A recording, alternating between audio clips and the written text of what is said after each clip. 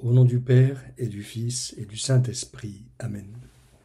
Mon Seigneur et mon Dieu, je crois fermement que tu es ici, que tu me vois, que tu m'entends. Je t'adore avec profonde révérence. Je te demande le pardon de mes péchés et la grâce de faire avec profit ce moment de prière. Ma Mère Immaculée, Saint Joseph, mon Père et Seigneur, mon ange gardien, intercédez pour moi. Nazareth. Nazareth, symbole de vie ordinaire, de vie familiale, d'intimité, de joie aussi, d'un environnement social. Les premières années de vie de notre Seigneur Jésus-Christ, que nous contemplons maintenant, alors que nous avons fêté, il y a quelques jours à peine, Noël et puis la fête de la Sainte Famille de Jésus, Marie et Joseph. La ville de Nazareth, appelée aussi Nazara, n'est au fond qu'une bourgade ignorée de l'Ancien Testament, ignorée de Flavius Joseph et du monde antique, jusqu'au jour où l'ange Gabriel fut envoyé par Dieu à une jeune fille vierge, nommée Marie. Ignorer Nazareth comme peut l'être aujourd'hui en France, peut-être Tamaris-sur-Mer ou encore Fleury-la-Montagne, dans le sud de la Bourgogne. Cette bourgade de Nazareth, elle est appelée en grec Nazara, comme on peut encore en retrouver des traces en Saint-Luc par exemple. La Nazareth d'aujourd'hui est perchée sur le flanc d'une des collines qui vallonnent la Galilée. L'Écriture mentionne Nazareth pour la première fois dans les évangiles de l'enfance de Matthieu et de Luc. On montre aujourd'hui, à 2 kilomètres à peine, dominant la vallée d'Israël, un pic appelé Djebel el-Kafsé, qui était dénommé au Moyen-Âge le Sceau du Seigneur, et plus récemment la colline du précipice.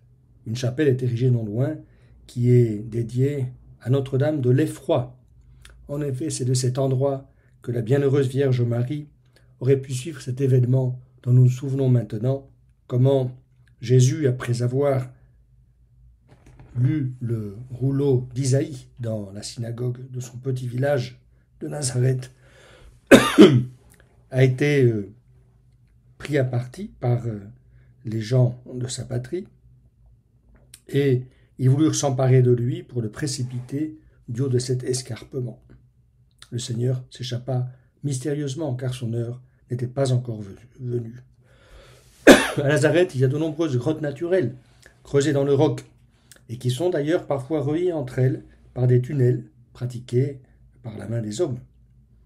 Des grottes qui servaient non pas d'habitation, mais plutôt de silos, de celliers ou de pressoirs. Elles étaient surmontées de petites maisons en maçonnerie et à terrasse, qui ont toutes disparu. Parmi elles, la maison de la bienheureuse Vierge Marie. Très tôt, l'une de ces grottes a fait l'objet d'une vénération particulière. Elle avait une large ouverture vers le sud, c'est-à-dire vers l'intérieur de l'église actuelle de l'Annonciation. Nazareth, c'est pour nous, bien sûr, ce qui désigna Jésus. Joseph décida d'aller habiter Nazareth, averti en songe au retour de l'Égypte. Et ainsi s'accomplit l'oracle des prophètes, il sera appelé Nazoréen. Cela suggère que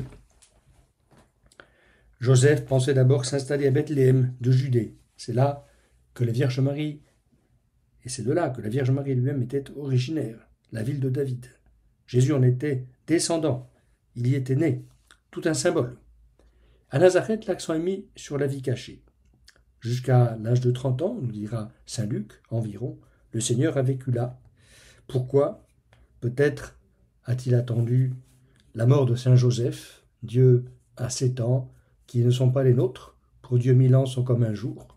Il est saisissant de voir que la vie publique, ensuite, n'aura pris au maximum que 3 ans, au minimum, une année. Oui, le christianisme se fonde sur une réalité historique. La vie, la mort et la résurrection de Jésus de Nazareth. Et Nazareth désigne Jésus. De Nazareth peut-il venir quelque chose de bon?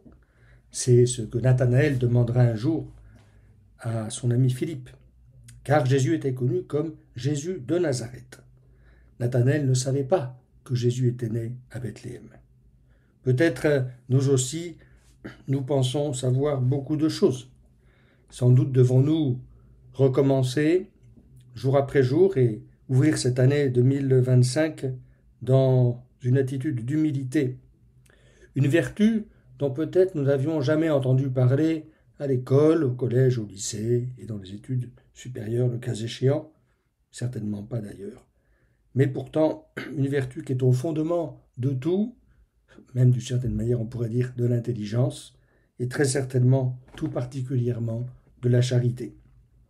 Nous savons bien des choses sur le Christ, mais nous avons besoin d'arriver à cette connaissance intérieure qui suppose une disposition humble, une connaissance d'amour, pourrions-nous dire, une sagesse, cette science savourée, cette science de l'amour dont il est question également dans l'Évangile lorsque notre Seigneur Jésus avait été présenté au temple et puis ensuite il avait fait à l'âge de 12 ans son pèlerinage avec ses parents et il avait disparu pendant 3 jours, bien sûr, une préfiguration de l'événement de Pâques. Et là, Marie et Joseph le cherchèrent sans le trouver et sans comprendre ce qui se passait. « Ne saviez-vous pas qu'il me faut être chez mon Père ?» a répondu Jésus. Ils ne comprirent pas ce qu'il leur disait, nous dit saint Luc. Le pape François, dans son exhortation apostolique Patris Corde, peut-être même est une lettre apostolique simplement, peu importe, n'hésite pas à dire que la paternité qui renonce à la tentation de vivre la vie des enfants ouvre toujours tout grand des espaces à l'inédit. Chaque enfant porte toujours avec soi un mystère, un inédit qui peut être révélé seulement avec l'aide d'un père qui respecte la liberté. Un père qui est conscient de compléter son action éducative et de vivre pleinement la paternité seulement quand il s'est rendu inutile, quand il voit que l'enfant est autonome et marche tout seul sur les sentiers de la vie, quand il se met dans la situation de Joseph, qui a toujours su que cet enfant n'était pas le sien, mais avait été simplement confié à ses soins. Au fond, c'est ce que laisse entendre Jésus quand il dit « N'appelez personne votre Père sur la terre, car vous n'en avez qu'un, le Père céleste. » Oui, frères et sœurs, une certaine déformation, je ne dirais même pas du christianisme, mais une déformation achrétienne ou antichrétienne, consiste soit à se désintéresser complètement de ses enfants, soit à penser qu'on en est les propriétaires. Et d'ailleurs, parfois, les gens disent « mon fils, ma fille », mais enfin, ils ne sont en vérité que et avant tout fils et filles de Dieu. Comme le dit encore le pape François, chaque fois que nous nous trouvons dans la condition d'exercer la paternité, nous devons toujours nous rappeler qu'il ne s'agit jamais d'un exercice de possession, mais d'un signe qui renvoie à une paternité plus haute. En un certain sens, nous sommes toujours tous dans la condition de Joseph, une ombre de l'unique Père céleste, qui fait lever son soleil sur les méchants et sur les bons, et tomber la pluie sur les justes et sur les injustes. Eh bien, le Christ redescendit ensuite avec Marie et Joseph à Nazareth, pour se rendre à Nazareth, nous dit saint Luc, et il leur était soumis. Sa mère gardait dans son cœur tous ces événements. Quant à Jésus, il grandissait en taille, en sagesse et en grâce devant Dieu et devant les hommes. Nous devons tous descendre, tous. Descendit, katébé en grec, utilisé par saint Jean pour évoquer la descente du ciel, donc l'incarnation, et puis la descente aux enfers aussi. Et également le fait que Jésus descendit à Nazareth, cela évoque bien sûr la position relativement haute de Jérusalem et du temple. Seigneur Jésus, quand tu nous as appelés à la vie chrétienne, nous ne savions pas tout ce que tu allais nous demander, et les parents, lorsqu'ils mettent au monde leurs enfants, ne savent pas ce que Dieu leur demandera. Oui, nous devons apprendre à respecter la liberté qui est au fondement même de la structure de la personne humaine. Et savoir que les enfants n'appartiennent pas à leurs parents. Et avoir une grande confiance dans ce que Dieu fait en chaque âme. Laisser Dieu agir en nous, au fond, avec le passage du temps. On comprend que l'essentiel du christianisme, c'est de laisser Dieu agir en nous, se laisser aimer de Dieu, aimer de l'amour que Dieu nous donne, et tout faire, au fond, mu par la charité. C'est cette connaissance d'amour, cette sagesse que nous pouvons demander au Seigneur, qui, auprès de Marie et Joseph, a grandi, comme nous le dit l'Écriture, et a appris beaucoup de choses, on pourrait dire, sous le soleil de Nazareth. Oui, c'est à Nazareth que Jésus a appris à grandir. Il s'est assujetti au temps. Il a grandi en sagesse, en taille et en grâce. En grâce, charisme, on pourrait dire en charme, en grâce extérieure. Et en sagesse, bien sûr, dans la réponse de l'enfant de 12 ans qui est au temple, il va de soi qu'il connaît le Père, Dieu, en son fort intérieur. Il se doit aux affaires de son Père, aux choses de son Père. Lui seul connaît Dieu, lui seul. Non seulement à travers des personnes humaines qui témoignent de Dieu, mais il reconnaît Dieu en lui-même, comme Fils éternel de Dieu. Il est à tu et à toi avec le Père. Il vit en sa présence. Il le voit. Jean dit qu'il est l'unique qui est dans le sein du Père et qui peut donc le révéler. C'est ce qui devient évident dans la réponse de l'enfant de 12 ans. Il est auprès du Père. Il voit les choses et les hommes dans sa lumière. Toutefois, on peut dire qu'il croit en sagesse. En tant qu'homme, il ne vit pas dans une omniscience abstraite, expliquera Benoît XVI, mais il est enraciné dans une histoire concrète, dans un lieu, dans une époque, dans les différentes phases de la vie humaine. Et c'est de tout cela qu'il reçoit la forme concrète de son savoir. Il a donc pensé et prié d'une manière humaine.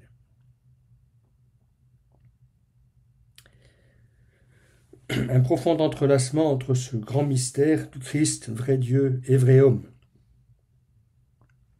qui a fait l'expérience de ce que c'est que d'être un petit homme, un petit être humain, un enfant, puis un adolescent, puis un adulte. Jésus a joué avec les autres sur la place commune. Il a ressemblé à ces gamins assis sur une place qu'évoque Saint Luc et qui s'interpellent les uns les autres en disant « Nous avons joué de la flûte et vous n'avez pas dansé ». Il a pris tel ou tel objet peut-être dans l'atelier de Joseph, et puis étant tout petit, un jour peut-être n'aura-t-il pas su s'en servir. Nous savons que les enfants, quand ils prennent quelque chose, les tout petits, ils essayent tout. Et s'ils ne finissent pas par le casser, c'est vraiment du solide. On pourrait dire qu'ils font du contrôle qualité. Il a appris à marcher, à courir.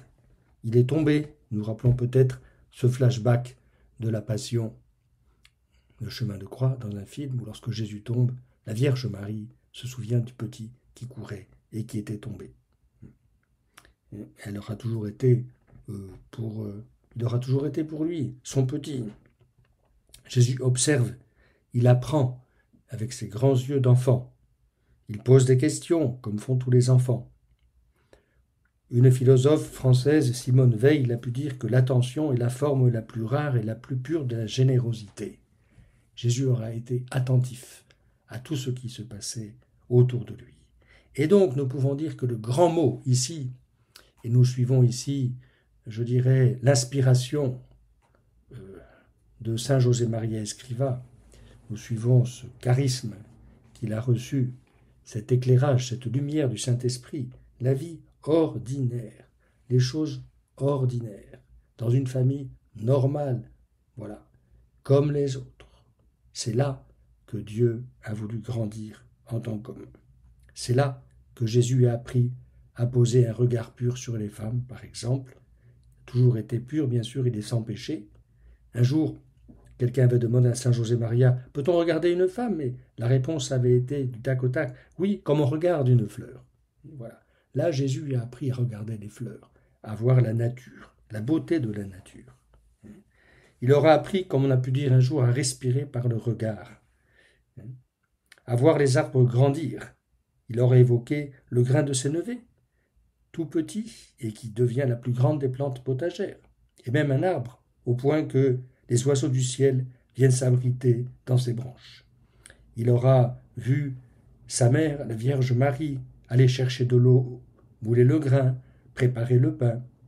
Il aura appris, pourrions-nous dire, à avoir une sensibilité domestique, ce qui est très important aujourd'hui pour les femmes et pour les hommes, à savoir habiter sa maison, être à la maison, rentrer à la maison, prendre soin de sa maison.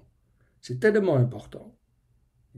Il aura appris à courir, peut-être pas de manière inutile. Je me souviens de quelqu'un qui, en évoquant le sport et la course à pied, disait « Mais ça consiste à partir en courant vers un endroit où l'on n'a pas besoin d'arriver. » En tout état de cause, le Christ, lui, aura couru vers des endroits où il aura besoin d'arriver, ici ou là. Il aura vu la Vierge Marie et Joseph rire en écoutant ses remarques, ses réflexions, certainement pleines de bon sens, qui est au fond la forme essentielle de l'intelligence, et pleine de bonté aussi. Il aura appris à s'habiller, il aura appris tant de choses, à distinguer les différentes plantes de sa région, les figues, le blé, les lys, l'amandier, le pommier, l'olivier, l'acacia, l'épicéa, l'arbre de Judée, l'aloès, tant de choses. Il aura vécu cette vie quotidienne, liée bien sûr de manière inextricable au changement de saison, aux précipitations atmosphériques, à la chaleur excessive ou au froid. Il pourra un jour évoquer la pièce de drap non foulée, qu'on ne rajoute pas à un vieux vêtement, car le morceau rapporté tire sur le vêtement et la déchirure s'aggrave. Il saura dire qu'on ne met pas du vin nouveau dans des outres vieilles. Il voit la Vierge Marie allumer la lampe quand le soir tombe, et il saura rappeler qu'on ne met pas une lampe dans une cachette, mais sur un lampadaire pour qu'on puisse voir la lumière. Voilà notre Seigneur qui aura aussi vu la Vierge Marie peut-être rechercher un objet perdu, et peut-être cela lui aura-t-il inspiré cette évocation de cette personne qui a perdu une drachme et qui commence à chercher partout jusqu'à ce qu'elle l'ait retrouvée. Et quand elle l'a retrouvée, elle l'assemble, amis et voisines, et leur dit « Réjouissez-vous avec moi, car je l'ai retrouvée, la drachme que j'avais perdue. » Et le Seigneur vous aura dit ensuite « C'est ainsi que je vous le dis, il naît de la joie devant les anges de Dieu pour un seul pécheur qui se repent. » Et donc, le Seigneur aura appris à partager la joie, à partager sa peine, à ne pas être seul, à vivre en relation avec les autres. Lui qui est Fils de Dieu le Père, lui qui est plein de l'Esprit Saint, cet Esprit Saint qui est l'amour subsistant du Père et du Fils, le nexus amoris, le lien d'amour du Père et du Fils. Voilà le Christ Jésus qui pourra prononcer ces béatitudes qui emplissent le cœur de joie et qui, je dirais même, créent une émotion intense au fond de nous-mêmes. Il pensait certainement à sa mère, les pauvres en esprit. Les pauvres en esprit, ceux qui ont besoin de Dieu. Les doux, comme la Vierge Marie devait être douce, une femme douce, avec cette mansuétude, cette ouverture du cœur, cette finesse de l'âme, cette profondeur de l'esprit. Heureux les affligés, il aura vu des gens pauvres, il aura vu des gens mourir, des êtres chers, rappelés à Dieu. Heureux les affamés et assoiffés de justice, c'est-à-dire de sainteté. Les miséricordieux, la Vierge Marie faisant l'aumône, sachant excuser les gens, peut-être quand ils se trompent, avoir ce regard positif sur les personnes. Heureux les cœurs purs, le Seigneur retenait tout en son cœur, comme la Vierge Marie, qui méditait toutes choses, qui les rassemblait en son cœur, comme nous le rappelle d'une manière très belle le pape François dans sa dernière encyclique, Dilexit me, il m'a aimé. C'est les mots de saint Paul, il m'a aimé et a donné sa vie pour moi. Il a vu la Vierge Marie et saint Joseph donner leur vie pour lui, alors que lui-même donnait sa vie pour eux et pour nous tous, sachant que la Vierge Marie n'avait pas besoin d'être sauvée. Elle était déjà toute pure, même si nous pouvons dire qu'elle a été préservée précisément du péché originel en vue de son Fils, en vue du Christ au fond, déjà dans le Christ, vers qui elle était toute ordonnée, beaucoup plus qu'orientée simplement, toute ordonnée. Heureux les artisans de paix, nous pensons à la Vierge Marie, après la mort de Jésus, comment elle aura créé autour d'elle et en eux une grande paix. Heureux les persécutés pour la justice, Jésus aura vécu la fuite en Égypte et connu cette persécution. Oui, le Seigneur Jésus aura aussi découvert la beauté qu'il y a dans le service, depuis l'idée initiale de servir à table, bien sûr, et puis les œuvres de miséricorde, le soin des pauvres, vêtir celui qui est nu, héberger l'étranger, visiter le malade et le prisonnier, être particulièrement attentif aux veuves et aux orphelins. Et donc le dévouement de l'amour envers le prochain, caractéristique de l'exercice des disciples de Jésus dans leur ministère. Ce que vous avez fait à l'un de ces plus petits de mes frères, c'est à moi que vous l'avez fait. Jésus aura appris tant de choses de la Vierge Marie, et également il aura vu dans son village l'expérience de la mort des gens du village, des condamnés à mort, peut-être crucifiés de manière horrible par les Romains. Tant de choses d'une vie ordinaire et courante, pour ne pas parler du travail bien fait, de ce qui a donné son identité à Joseph, sa physionomie particulière, sa manière d'être dans le monde, la profession. Joseph qui travaillait le bois, qui fabriquait des instruments de labourage, des charrues et des jougs, comme disait saint Justin, qui faisait des coffres, par exemple pour les rabbins, qui devaient eux-mêmes conserver les documents, et en même temps les rabbins eux-mêmes devaient toujours avoir un travail manuel. C'est dans cette culture juive, c'est à partir d'elle et grâce à elle que le Christ a pu grandir et porter à son plein accomplissement la foi juive. Joseph devait probablement aussi, comme nous le dit saint José Maria, comme cela est courant dans les petits villages, et en France nous savons ce que c'est aujourd'hui, que les villages où il manque de plus en plus de personnes, de services, eh bien il aura dû réaliser d'autres tâches, remettre en marche le moulin en panne, réparer les fissures d'un toit avant l'hiver, écouter les personnes qui vont demander conseil, qui ont besoin de se sentir aimées, réconfortées. Voilà la vie ordinaire du Christ Jésus, et c'est à cette vie que nous sommes appelés, et nous découvrons l'entrelacement de l'humain et du divin dans la vie ordinaire. Il y a quelque chose de divin, disait saint José Maria. Il y a quelque chose de divin.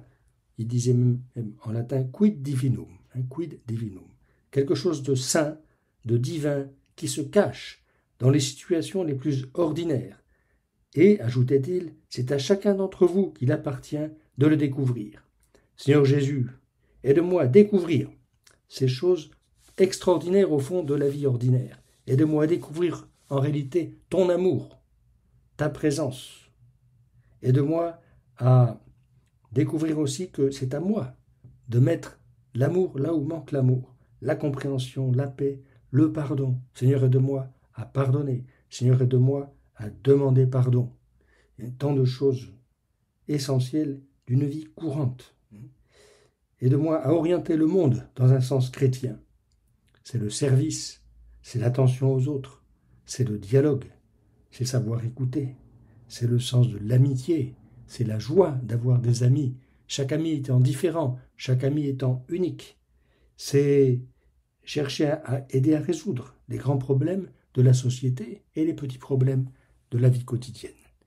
Oui, nous sommes heureux de méditer aujourd'hui sur cette vie ordinaire de la Sainte Famille, sur son environnement familial et social, sur cette normalité de la vie courante, sur le travail sanctifié qui devrait conduire à l'humanisation du monde, sur le fait que nous pouvons tout faire par amour, faire des petites choses jour après jour.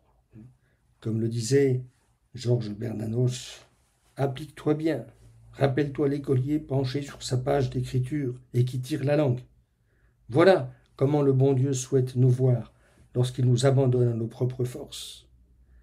Les petites choses n'ont l'air de rien, mais elles donnent la paix. C'est comme les fleurs des champs. On les voit sans parfum et toutes ensemble, elles embaument. Voilà, c'est la prière des petites choses. C'est la grandeur des petites choses. Faire des petites choses comme grandes, disait Blaise Pascal, à cause de la majesté de Jésus-Christ, qu'il est fait en nous et qui vit notre vie. Et faire des choses grandes comme petites et faciles à cause de sa toute puissance. Alors, frères et sœurs, alors que nous commençons cette année 2025, nous renouvelons cette grande espérance qui est la nôtre. Et dans ce jubilé de l'espérance, ce nouveau jubilé auquel le pape nous invite, en nous rappelant justement, comme il nous le dit, que l'espérance ne déçoit point, comme dit saint Paul, parce que l'amour de Dieu a été répandu dans nos cœurs par l'Esprit Saint. L'amour de Dieu a été répandu par l'Esprit Saint qui est dans nos cœurs. C'est de l'amour de Dieu, de l'amour que Dieu a pour nous, que jaillit l'espérance, la grande espérance du ciel, mais aussi l'optimisme quotidien, la petite espérance du quotidien. Oui, ne méprisons pas les petites joies de la vie quotidienne. Au fond, c'est là que nous pouvons trouver le repos, la joie, la vraie fraternité, une attention sans fin apportée aux détails, redécouvrir, suivant cette expression bien connue de Schumpeter, que small is beautiful. Les petites choses sont là. Oui. Que le Seigneur, donc, augmente en nous notre foi, au fond, dans cette présence amoureuse de Dieu en nous et dans les autres. Que le Seigneur nous aide à voir avec les yeux de la foi, avec les yeux de l'amour, la beauté de la vie ordinaire, de ce qui est courant. Fuyons, frères et sœurs, l'extraordinaire. Fuyons tout ce qui, est un petit peu exagéré. Découvrons la beauté d'une chose bien faite. Cette, par exemple, attitude qu'évoque Saint-Exupéry dans Le Petit Prince. Si tu avais du temps, que ferais-tu ? Je marcherai tout doucement vers une fontaine. Que le Seigneur donne cette paix et cette joie avec Jésus, Marie et Joseph, qui nous conduisent vers le Père dans l'Esprit Saint. Je te remercie, mon Dieu, des bonnes résolutions, des actes d'amour et des inspirations que tu m'as communiquées dans cette méditation. Je te demande de m'aider à les mettre en pratique. Ma Mère Immaculée, Saint Joseph, mon Père et Seigneur, mon ange gardien, intercédez pour moi.